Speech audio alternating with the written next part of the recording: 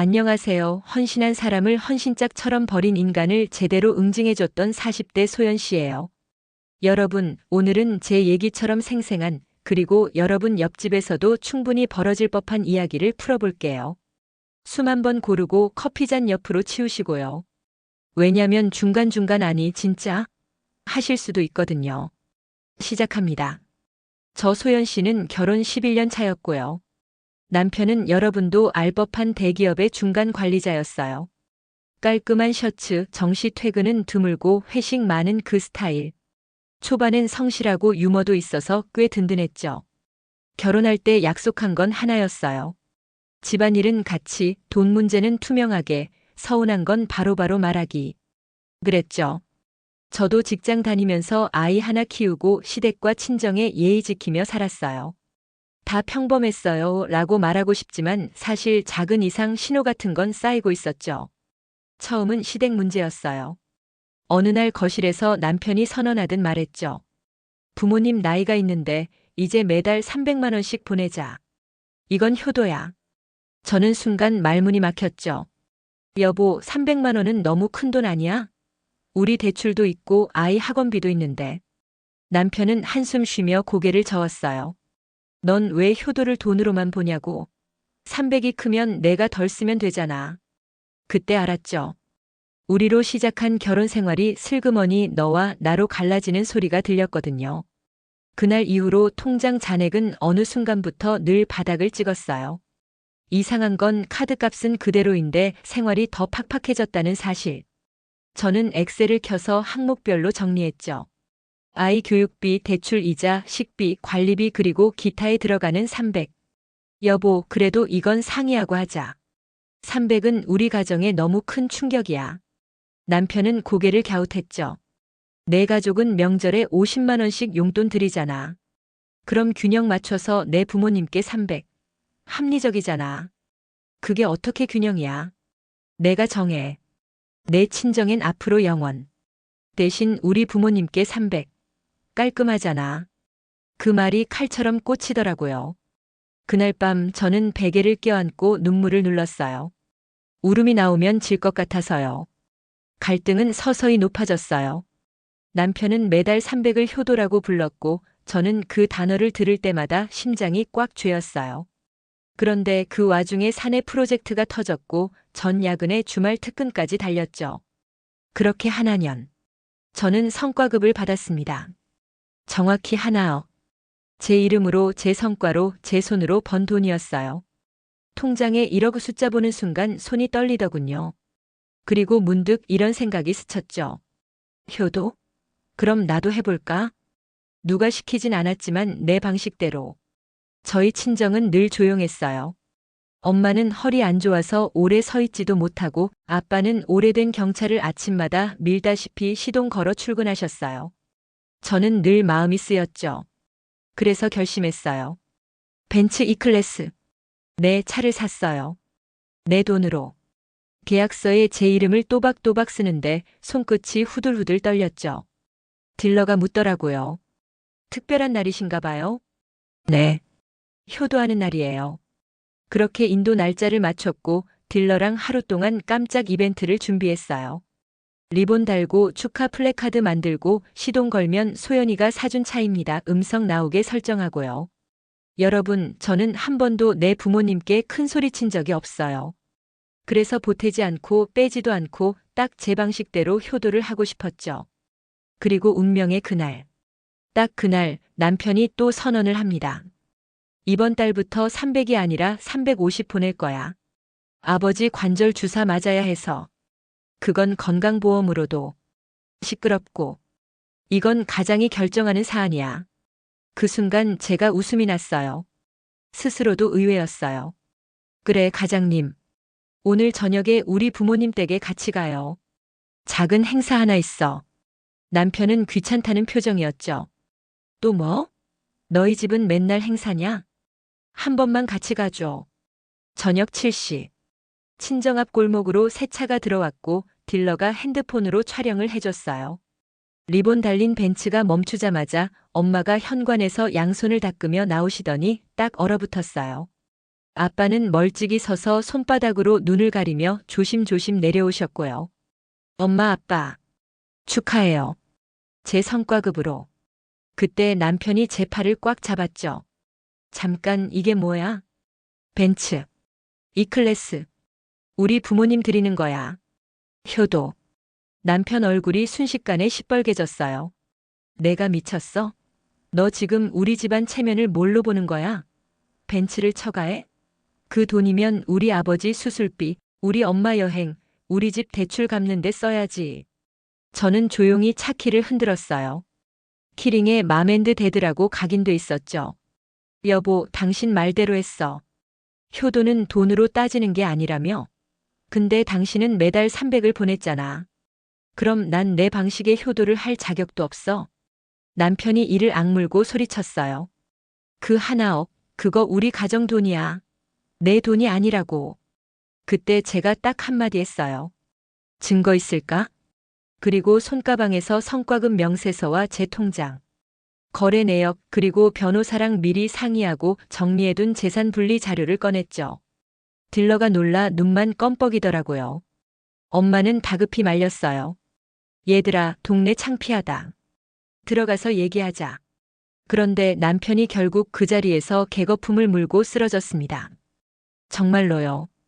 억울해서가 아니라 제 생각엔 자기 세계가 무너지는 소리가 너무 크게 들렸던 거겠죠. 119를 부르고 가까운 병원 응급실로 갔어요. 과호흡, 과긴장 상태였고 큰 이상은 없다는 의사 소견이 나왔죠. 정신을 차린 남편은 저를 노려보며 낮게 쏘아붙였어요. 넌 오늘 선을 넘었어. 여러분, 여기서 끝날 것 같죠? 아니요. 진짜는 다음부터예요. 남편은 며칠 뒤 제게 서류 하나를 내밀었어요. 재산 합류 계약서야. 앞으로 내 성과급 같은 돈은 모두 가족 공동자금으로 들어가. 그럼 당신 월급도 성과급도 부모님께 보내는 300도 전부 가족 공동자금에서? 남편 눈빛이 흔들렸죠. 그건 예외야. 우리 집안 사정은 내가 모르는 게 있어. 맞아. 모르는 게 있었지. 그래서 알아봤어. 제가 조용히 폴더를 열고 자료를 꺼냈어요. 녹취록, 계좌 이체 내역, 남편 차량의 블루투스 통화 기록 캡처.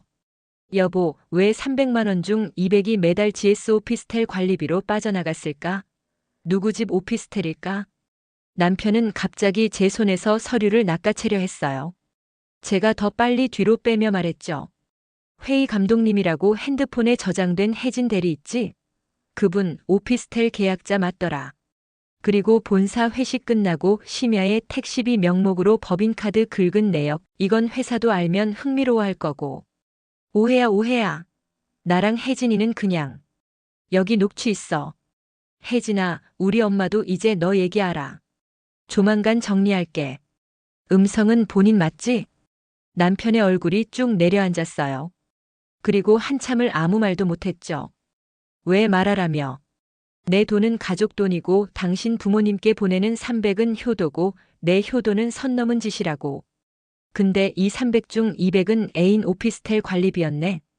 여러분, 저는 그 자리에서 폭발하지 않았어요. 냉정해야 하니까요. 곧바로 변호사와 미팅을 잡았습니다. 남편은 달라졌죠. 갑자기 꽃을 사오고 아이 등하교도 챙기고 시댁엔 당분간 사정이 생겨서 300은 보류라고 말했대요. 그런데 이미 너무 늦었죠. 저는 계획을 세웠거든요. 언제? 바로 다가오는 시댁 가족 모임 날. 추석이었어요. 그날 시댁 식탁엔 전과 잡채가 가득했어요. 시어머니는 웃으며 제 손을 잡았죠. 소연아, 요즘 너가 우리 집을 살린다. 아들 말로는 너 돈 관리 잘한다며. 저는 웃었죠. 어머님, 오늘은 제가 아니라 아드님이 주인공이에요. 그리고 테이블 위에 태블릿을 올려놓고 미리 편집해둔 영상 하나를 재생했어요. 통화 녹취, 계좌 내역, 법인카드 사용 기록, 그리고 오피스텔 엘리베이터 CCTV 캡처본. 모자이크 처리했지만 누가 봐도 남편이었죠. 여기 증거 있습니다. 정적. 정말 숟가락 소리도 멈추더군요. 시아버지가 벌떡 일어나 소리쳤어요. 이게 사실이냐? 남편은 입술을 떨며 말했죠. 아우해야. 제가 바로 덧붙였어요. 오해면 여기 변호사님이랑 오해 풀면 되겠네요. 곧 서류가 갈 거예요. 위자료 청구, 재산 분할, 그리고 아이 양육권은 협의해서. 아, 그리고 어머님 300만 원씩 보내는 돈, 그거 이제 못 보냅니다. 제가 보낸 적도 없지만요. 시어머니가 제 손을 붙잡았어요. 소연아, 잠깐만 우리 얘기 좀. 어머님, 저 오늘은 감정 얘기하러 온 거 아니고 사실만 확인하러 왔어요. 그 자리에서 남편은 무너졌고 사과하기 시작했죠. 한 번만 기회를 줘. 여보, 기회는 이미 벤츠키랑 함께 떠났어. 그 후일담이 궁금하시죠? 법정 장면요? 네, 갔죠. 재판장 안은 차갑고 단정합니다. 변호사가 차분히 펼쳐낸 자료들은 뜨거운 감정보다 더 무서워요. 남편 측 변호사는 부부 공동의 가정 유지 차원의 지출이라고 주장했지만 제가 제출한 오피스텔 관리비 자동이체, 심야 동반 숙박 추정 기록, 회사 회계 규정 위반 소명은 꽤 결정적이었어요. 특히 블루투스 통화 녹취와 조만간 정리할게라는 상세한 표현이 큰 영향을 줬고요. 결국 위자료 일부 인정, 재산 분할은 제 기여도를 높게 봐줬어요. 아이 양육권은 저에게, 면접 교섭은 정기적으로. 남편은 숙연히 고개를 숙였죠. 회사에선 어땠냐고요? 소문은 생각보다 빠릅니다. 저는 떠벌린 적 없어요. 다만 회사 감사팀에 법인카드 관련 사실 확인 요청서를 정식으로 접수했죠. 내부 조사 들어갔고 남편은 대기 발령. 함께 얽힌 혜진 대리는 타부서 전배. 부서장 승진 코앞이었는데 라는 안타까운 소문이 흘렀지만 그건 저와 상관없는 길이었죠. 어떤 동료는 제게 조심스럽게 전화했어요. 언니 잘했어요. 사적인 걸 회사에 가져왔다고 욕하는 사람도 있겠지만 공적인 카드는 공적으로 써야죠. 그리고 한참 뒤 회사 복도에서 우연히 마주친 옛 동료가 귓속말하듯 말했어요. 그 사람 결국 팀 옮기고 평가 박살났대. 아이 반응이요? 아이에게 진실을 다 말할 순 없어요. 다만 아이가 물었죠. 엄마 아빠가 왜 따로 살아? 전 최대한 간단히 말했어요. 어른들도 가끔 잘못을 해.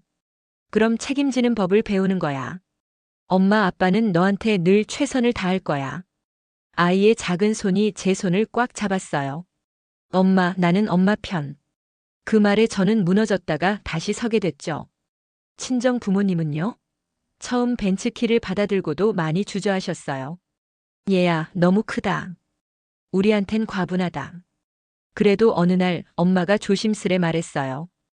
허리 안 아프게 병원 다녀오고 마트도 편하게 다녀오니 좋다. 내 아빠가 더는 차 시동 걸 때 바들바들 떨지 않으니 좋다. 그 말에 아, 내가 이걸 하려고 그렇게 버텼구나 싶었죠. 효도는 원래 조용하고 보드라운 거더라고요. 누군가의 박수 따위 필요 없고요. 남편이 마지막으로 저를 붙잡고 한 말이 있어요. 그래도 나 너 사랑했어. 저는 침착하게 대답했죠. 사랑은 누구나 말할 수 있어. 근데 책임은 아무나 못 져. 그가 떠난 뒤 집안이 조용했어요. 며칠간은 그 침묵이 무섭더라고요. 그런데 이상하게도 새벽에 창문을 열어두면 바람 소리가 낯설지 않았어요. 새로운 삶의 소리였거든요. 그리고 작은 반전 하나 더. 시어머니에게서 어느 날 문자 한 통이 왔어요. 소연아, 그동안 미안했다. 우리도 우리만 봤다. 내가 했던 말 맞다. 효도는 강요가 아니다. 저는 건강하세요. 라고 답했습니다. 그 정도면 충분했어요. 과거와 화해하려면 그 정도의 온도가 딱 좋더라고요. 마지막으로 여러분이 가장 궁금해할 그 장면, 남편이 쓰러진 그날 밤. 이후 저는 제 마음속 결혼 반지를 벗어 탁자에 올려두고 가장 오래 울었습니다. 그리고 다음 날 제가 가장 좋아하는 흰 셔츠를 다려입고 회사로 나갔죠. 회의실에서 프레젠테이션을 하면서 손이 하나도 떨리지 않더라고요. 제안드린 방식대로 진행하면 6개월 내 손익분기점 도달합니다. 제 목소리가 그 어느 때보다 또렷했어요. 그날 저녁 팀장이 말했죠. 소연 씨, 다음 분기 프로젝트 책임 맡아보세요. 그래서 전 말없이 고개를 끄덕였죠. 이제 누군가의 허락 없이도 제 인생의 페달을 밟을 수 있겠다 싶었거든요. 여러분, 정리할게요. 누군가 효도라는 단어로 커다란 무게를 얹을 때가 있어요. 그런데 그게 사랑을 빙자해 타인의 삶을 잠식하는 도구가 되는 순간 그건 효도가 아니에요. 폭력입니다. 누군가 가장이라는 말로 모든 걸 독점하려 할 때 우리에겐 질문할 권리가 있어요. 그럼 가족은 어디 있죠? 라고요. 저는 질문했고 준비했고 증명했고 지켜냈어요. 사랑이었는지 집착이었는지 끝내 구분하지 못한 사람은 결국 자기 발밑이 쫙 갈라지는 걸 보게 됩니다. 벤츠키가 문제였던 게 아니에요. 내 것과 우리 것을 구분하는 상식, 그리고 상대를 사람으로 대하는 예의, 그게 무너져 있었던 거죠. 지금 이 순간에도 누군가는 효도는 300이라 말할지 몰라요. 괜찮아요. 그들의 숫자에 휘둘리지 마세요. 각자 삶의 문턱, 각자 지갑의 사정, 각자 마음의 온도에 맞춰 하면 됩니다. 그리고 당신의 기여와 수고 절대 남의 명찰에 꽂히게 내버려 두지 마세요. 마지막 대사 시원하게 받고 마칠게요. 법정 밖으로 걸어 나오던 날 남편이 제게 물었어요. 그래서 넌 이겼다고 생각해? 저는 미소 지었죠. 아니, 난 내 삶을 되찾았을 뿐이야. 승패는 내가 정하든가 말든가. 근데 한 가지는 확실해. 이제 내 효도, 내 사랑, 내 돈, 내 이름. 전부 내 거야. 청취자 여러분 속 시원하셨나요?